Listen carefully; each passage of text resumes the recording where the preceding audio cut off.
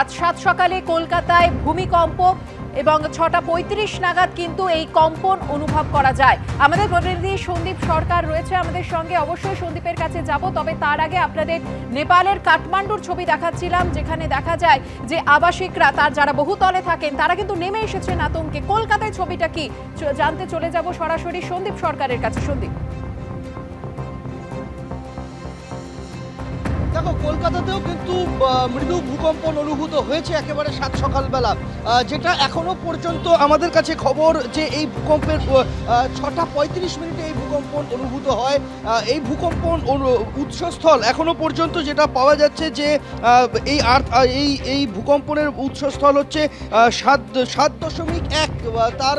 তার যে তীব্রতা রিক্টার স্কেলে পরিলক্ষিত হয়েছে এখনো পর্যন্ত রিক্টার স্কেলে 7.1 এবং উৎসস্থল যেটা এখনো অবধি বলা হচ্ছে নেপালের লোপচে থেকে 93 কিলোমিটার উত্তর পূর্বে এই ভূকম্পনের উৎসস্থল।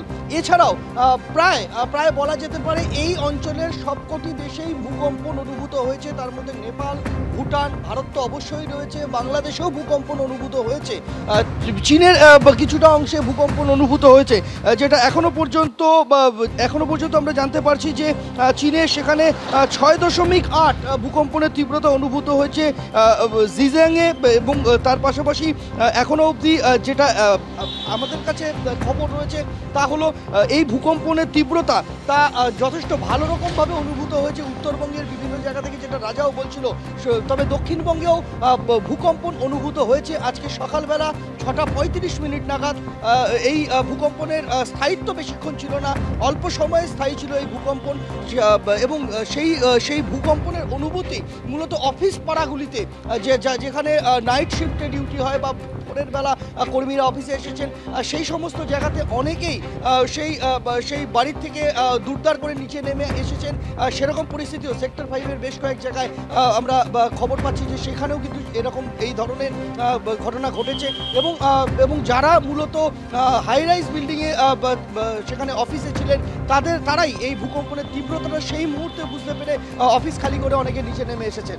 ধন্যবাদ সন্দীপ।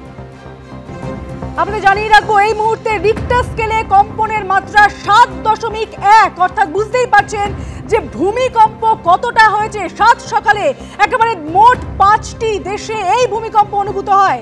প্রথমে আপনারা জানাচ্ছিলাম যে ভূমিকম্প রিক্টার স্কেলে কম্পনের মাত্রা ছিল, এই মুহূর্তে যেমনটা জানতে পারা যাচ্ছে 7.1 রিক্টার স্কেলে কম্পনের মাত্রা ছিল 7.1 এবং বেশ কিছুক্ষণ স্থায়িত্ব ছিল। সকাল 6:35 নাগাদ এই ভূমিকম্প অনুভূত হয়। দিনের একেবারে শুরুতে এই ভূমিকম্প কলকাতা জেলা এবং তার পাশাপাশি 5টা দেশে এই ভূমিকম্প অনুভূত হয়।